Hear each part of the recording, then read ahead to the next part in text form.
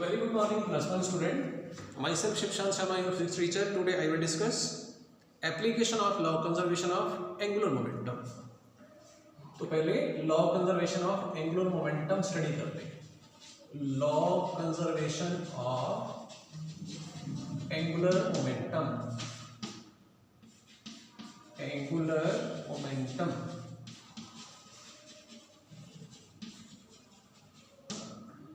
हमारे पास कि dl/dt it was equal to tau that is a torque, that is a rotational force, L is angular momentum.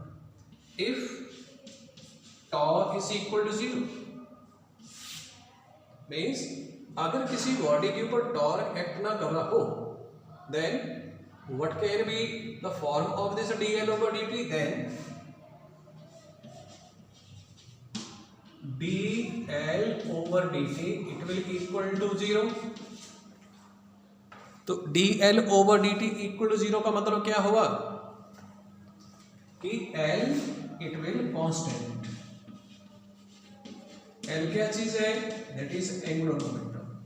means अगर किसी body के ऊपर torque act ना कर रहा हो तो उस बॉडी की angular momentum that is L it will remain constant. लेकिन इस L को तो बेटा हम लिखते हैं moment of inertia into omega, तो ये आ जाएगा हमारे पास. So from here you can find out the value of this omega. तो ओमेगा की वैल्यू क्या बन जाएगी हमारे पास?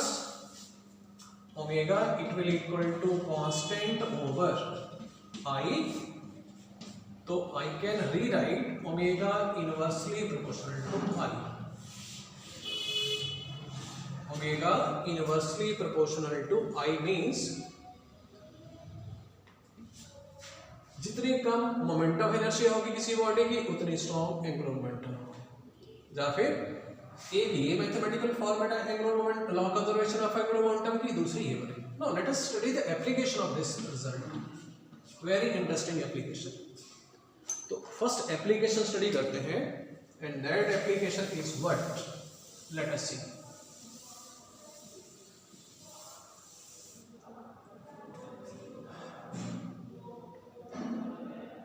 मान लेते हैं बेटा आपके पास हम प्लैनेट के मोशन को देखते हैं. केपलर लॉ के अकॉर्डिंग प्लैनेट जो है वो सन के अराउंड इलिप्टिकल ऑर्बिट में ऑर्बिट करते हैं. मान लेते हैं सन यहाँ जैसे प्रेजेंट है और प्लैनेट यहाँ पर और कोई प्लैनेट यहाँ पर है. जब प्लैनेट सन के नजदीक होगा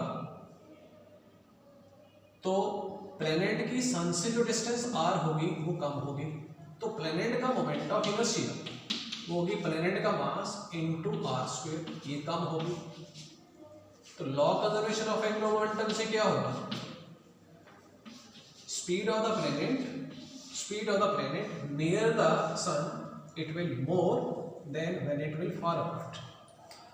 जब प्लैनेट सन से बहुत ज्यादा दूर होगा तो प्लैनेट की सन से डिस्टेंस ये r बहुत ज्यादा होगी, r हाई होगी. जब r हाई होगी तो मोमेंट ऑफ इनर्शिया हाई हो जाएगा. जब मोमेंट ऑफ इनर्शिया हाई होगा तो स्पीड ऑफ द प्लैनेट कम होगी. Means law conservation of angular momentum के बेसिस के ऊपर हम एक्सप्लेन कर सकते हैं speed of the planet is always more near to the sun then when the planet और then when it will far apart from the sun. Clear? या फिर क्वेश्चन आ जाता है कॉन्सेप्चुअल क्वेश्चन में, why does planet orbit fast और passes fast near to the sun then when they will far apart during their circular motion around the sun on the basis of angular momentum. Second application, एक boiled egg ले लिया और एक raw egg same size वाले. Raw egg के case में क्या होता है? फ्लूइड होती है. जब हम इन दोनों को रोटेट करवाएं, एक्सिस ऑफ रोटेशन की, तो इस रॉ एग वाले केस में क्या होगा? जब हम इसको रोटेट करवाएंगे तो इसका फ्लूइड जो होगा वो एक्सिस रोटेशन से ज्यादा दूर स्टे करेगा. तो जब फ्लूइड एक्सिस रोटेशन से ज्यादा दूर स्टे करेगा तो रॉ एग की जो आई होगी दैट इज mr². क्योंकि फ्लूइड ज़्यादा से ज़्यादा दूर स्टे करेगा तो आर की एक्सियल रोटेशन से ज़्यादा वैल्यू हो जाएगी, तो रॉ एग का मोमेंट ऑफ इनर्शिया हाई होगा। अगर moment of inertia raw egg की हाई है तो law conservation of angular momentum से रॉ एग जो है वो स्लो रोटेट करेंगे। अगर मैं बॉइल्ड एग की बात करूं तो बॉइल्ड एग के केस में क्या होता है, जो फ्लूइड बॉइल करने से एक्सियल रोटेशन के नजदीक कंडेंस कर जाता है, इकट्ठा हो जाता है। तो बॉइल्ड एग के केस में फ्लूइड सॉलिडिफाई होने के बाद कंडेंस कर जाएगा, इकट्ठा हो जाएगा एक्सियल रोटेशन के नजदीक। तो आर कम होगी, आर कम होगी तो आई कम होगी, आई कम होगी तो एंगुलर स्पीड जो है वो बॉइल्ड एग की होगी high. So that's why boiled egg जो है वो रॉ एग के कंपैरिजन में फास्ट रोटेट करेंगे with same torque on the basis of what, on the basis of law conservation of angular momentum. Another application, जिस तरह की बेटा अर्थ कैसी है, अर्थ को हम इमेजिन करते हैं, अज्यूम करते हैं एज ए स्फेरिकल। ये नॉर्थ पोल ले लिया मैंने, ये साउथ पोल ले लिया, ठीक। नॉर्थ एंड साउथ पोल के ऊपर क्या है, आइस है। ग्लोबल वार्मेशन से आइस मेल्ट होगी तो एक्सियल रोटेशन से दूर जाएगी, तो इससे क्या होगा, अर्थ का moment of inertia M R square, R ice जो है, आइस का मास, जब आइस मेल्ट होगी ग्लोबल वार्मेशन से तो जो मास होगा वो एक्सियल रोटेशन से दूर जाएगा, तो आर बढ़ेगी, मोमेंट ऑफ इनर्शिया बढ़ेगा। किसका बढ़ेगा, अर्थ का बढ़ेगा मोमेंट ऑफ इनर्शिया। अगर अर्थ का मोमेंट ऑफ इनर्शिया बढ़ रहा है तो ओमेगा तो यूनिवर्सली प्रोपोर्शनल टू आई लिखते हैं हम law conservation of angular momentum से। अगर आई बढ़ेगी तो ओमेगा कम हो जाएगी, तो ओमेगा कैसे लिखते हैं हम, 2 पाई ओवर कैपिटल टी। अगर ओमेगा कम हो रहा है law conservation of angular momentum से तो टी बढ़ जाएगी। टी बढ़ने का मतलब क्या, अर्थ जो है वो अपनी एक्सिस के अबाउट स्लो रोटेट करेगी। तो क्या ग्लोबल वार्मेशन से स्पीड ऑफ द अर्थ के ऊपर कोई फर्क पड़ेगा, पड़ेगा।